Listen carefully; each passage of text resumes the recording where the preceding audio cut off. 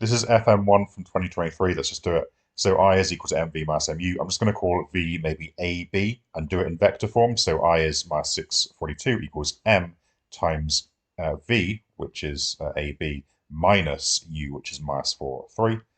And yeah, just compare the tops and compare the bottoms, and you can solve for both things. And you end up with this, put it in a vector, that's your v. You know you got this right, because when you do a Pythagorean triple of this, it makes 25, and you're being asked for the speed, so that's why you do the Pythagoras. The angle, it's been deflected, so initially it's going along like this at minus 4, 3, then it goes at minus 7, 24 like this. The angle of deflection is this, so let's just work out this little angle here by doing tan inverse of 3 over 4, because the height is 3 and the width is 4, so 3 over 4 for tan inverse. And then likewise here, 24 over 7.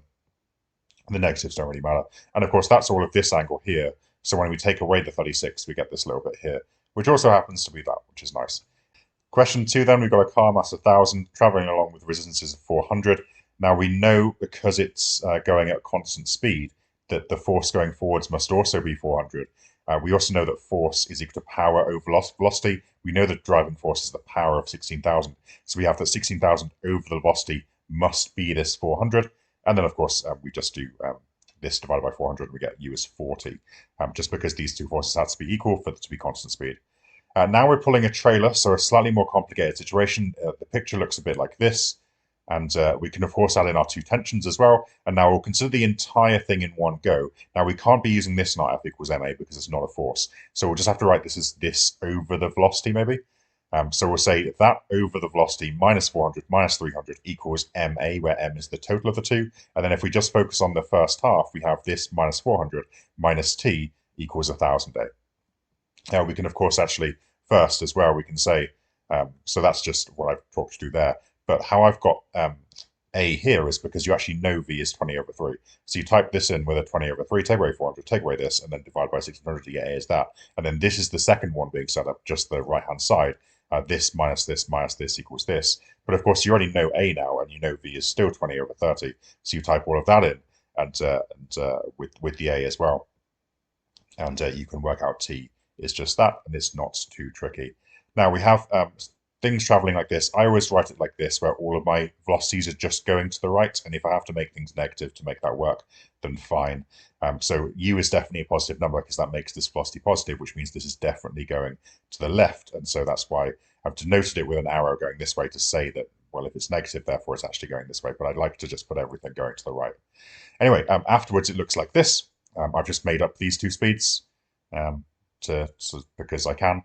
And then we can do conservation of momentum, of course, which I think is the first thing I'll do. So this times 2m plus this times m, and this is a negative, remember, because it's actually going to the left, is this and this times the m's as well.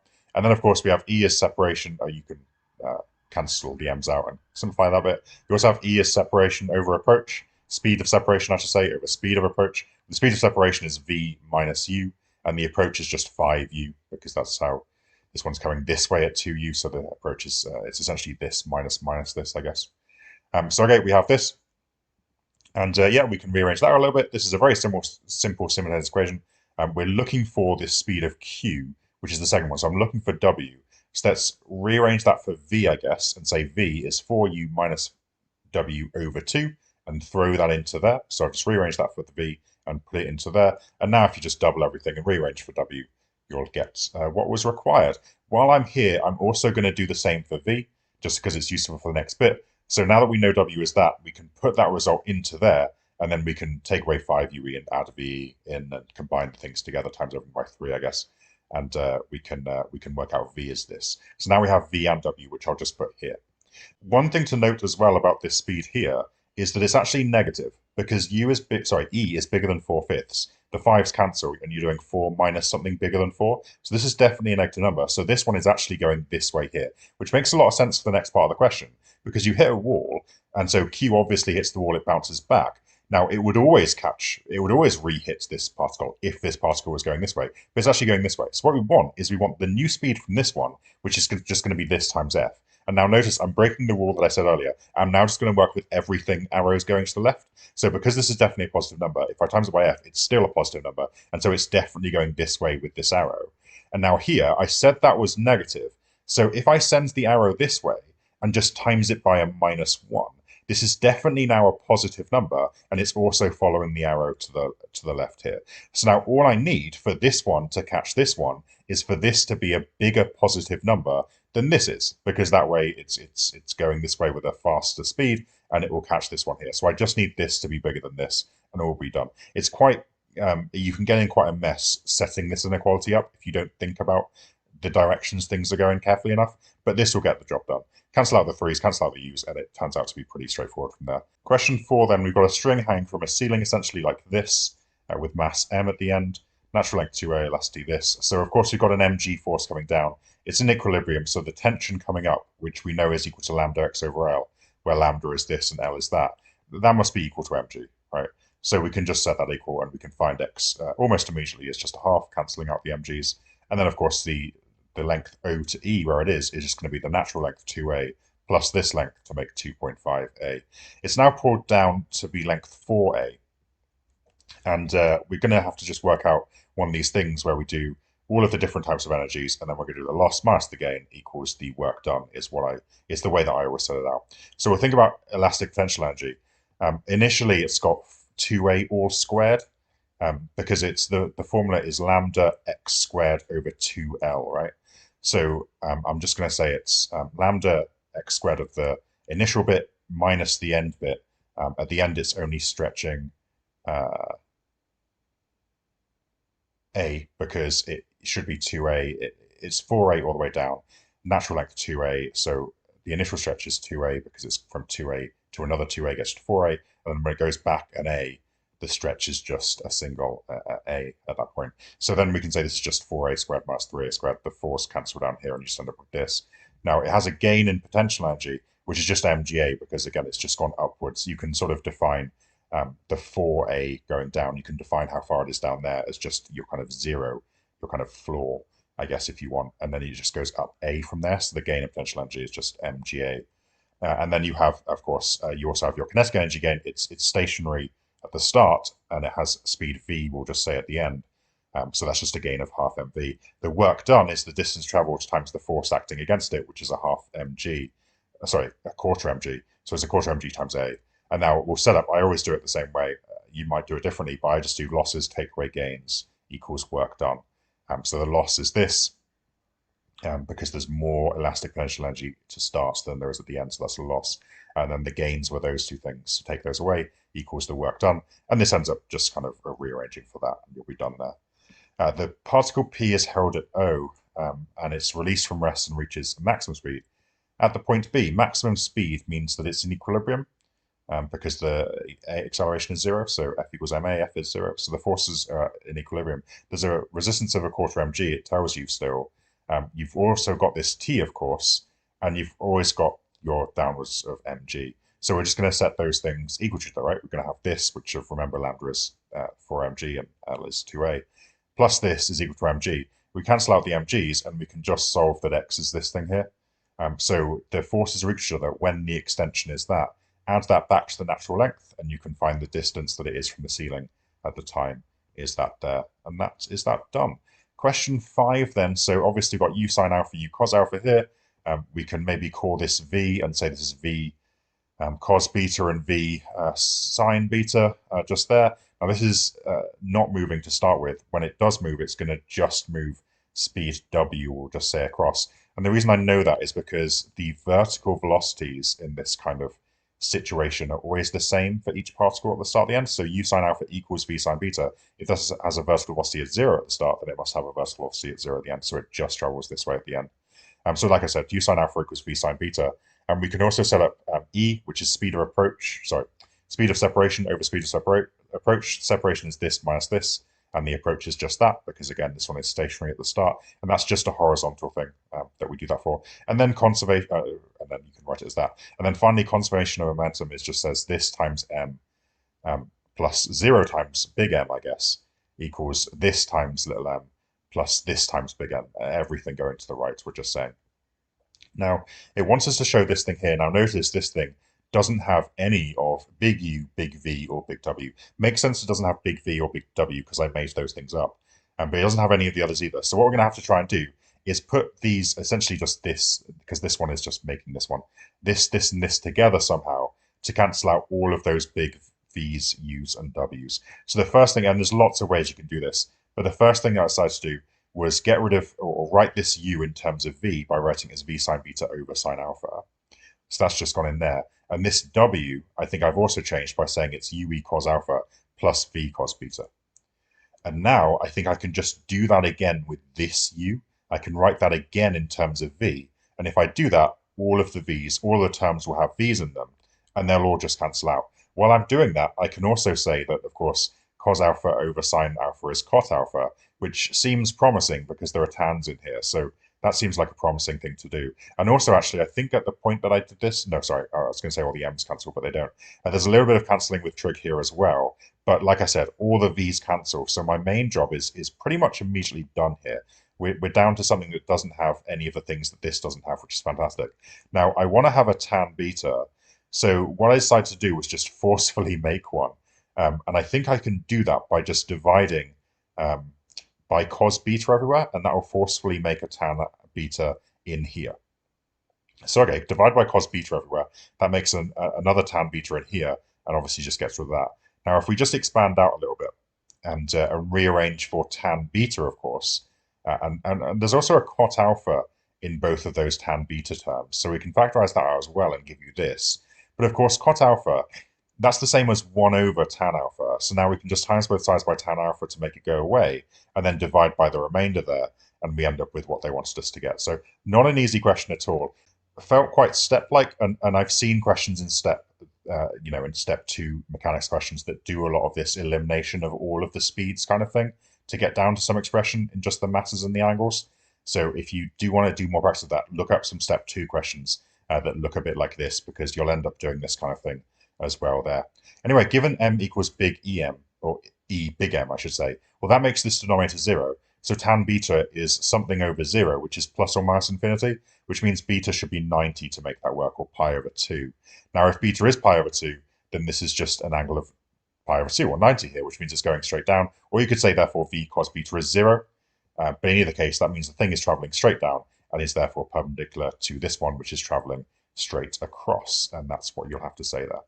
For question number 6, then, so we've got a plane and the thing hits it straight down and then goes straight across from there.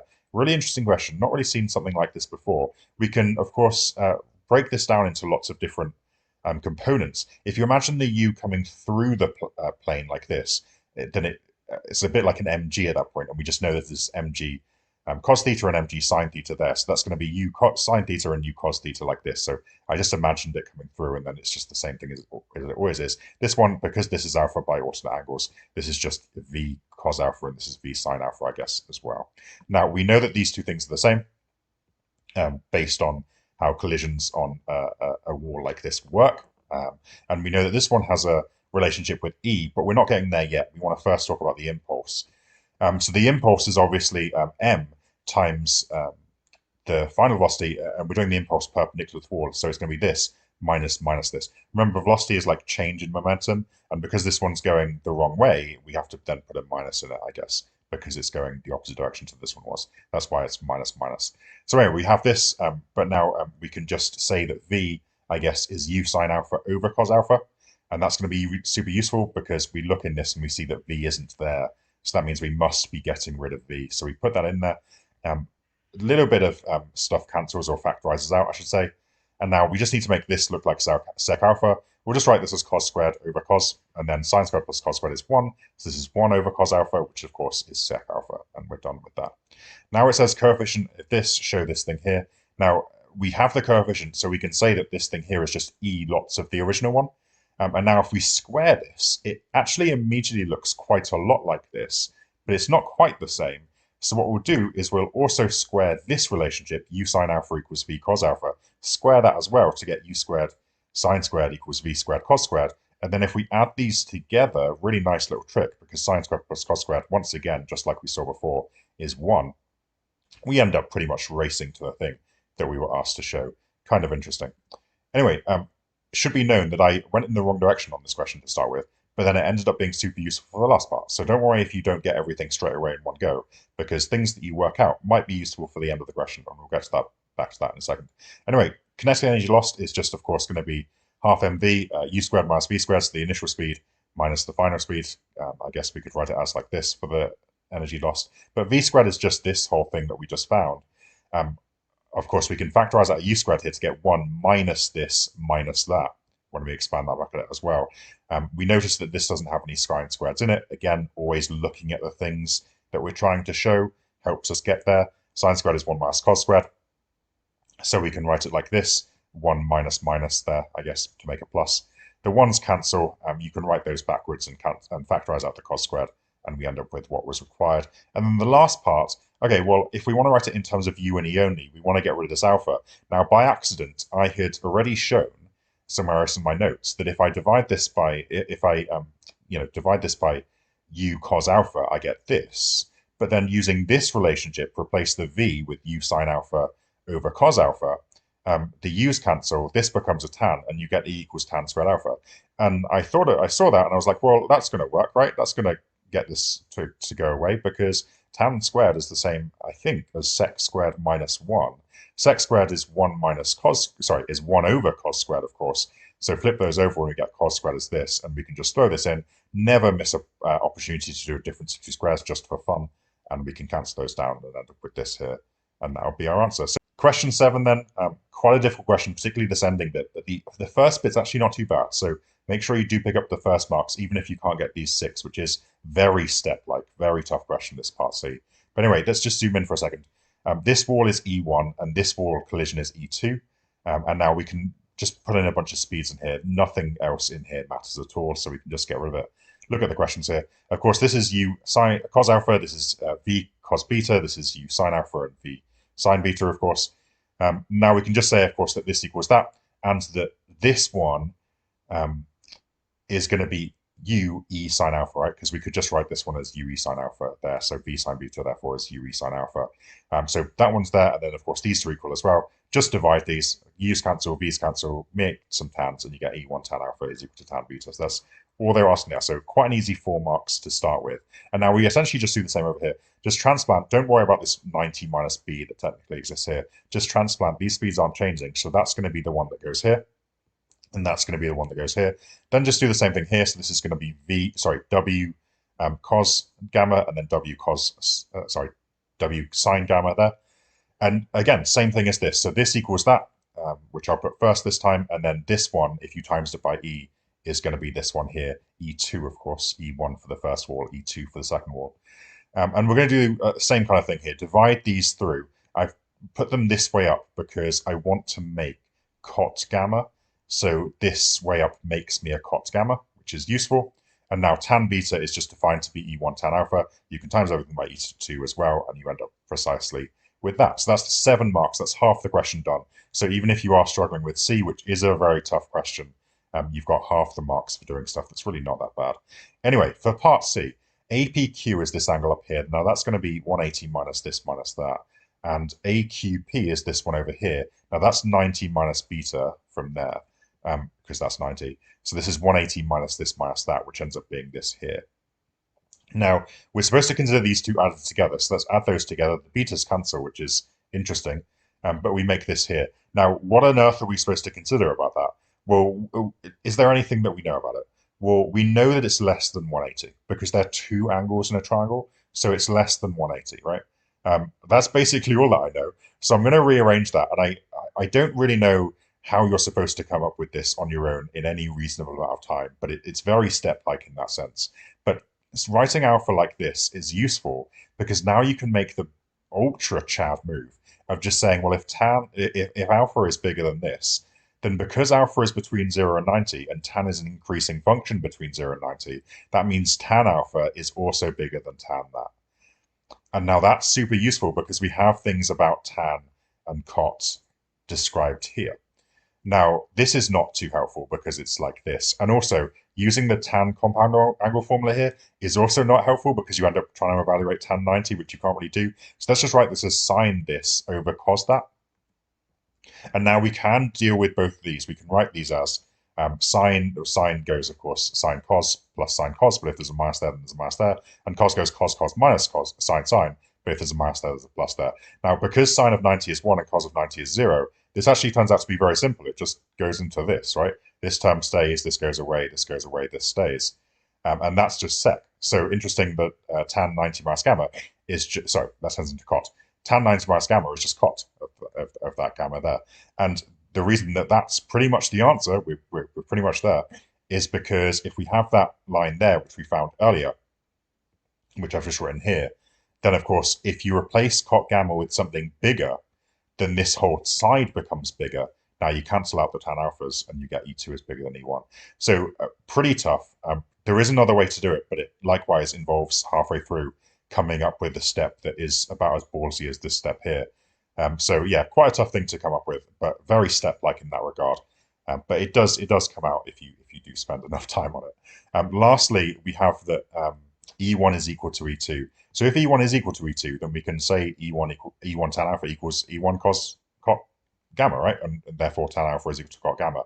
But remember, we said earlier that cot gamma is essentially tan 90 minus gamma, and then doing the step backwards, but much more logically this time, that means this equals this if the angles are between 0 and 90. There's no repeats, right? So this therefore is equal to that. Now, well, 90 minus gamma is this angle here, because that's 90. So we want this angle to be the same as this one. But that means they'd have to be alternate for each other, right? This 90 minus gamma would have to take up all of this space here. So in other words, the direction that W is going in would have to be much steeper. It would have to be the same direction as this is going in order to make this angle that 90 minus gamma and make it alternate and correct to this alpha here. So therefore, this would all we have to say here is that the direction coming off of Q is the same as the initial direction, just backwards, I guess, from A to P. And that is the whole paper done. Thanks for watching, and I'll see you next time.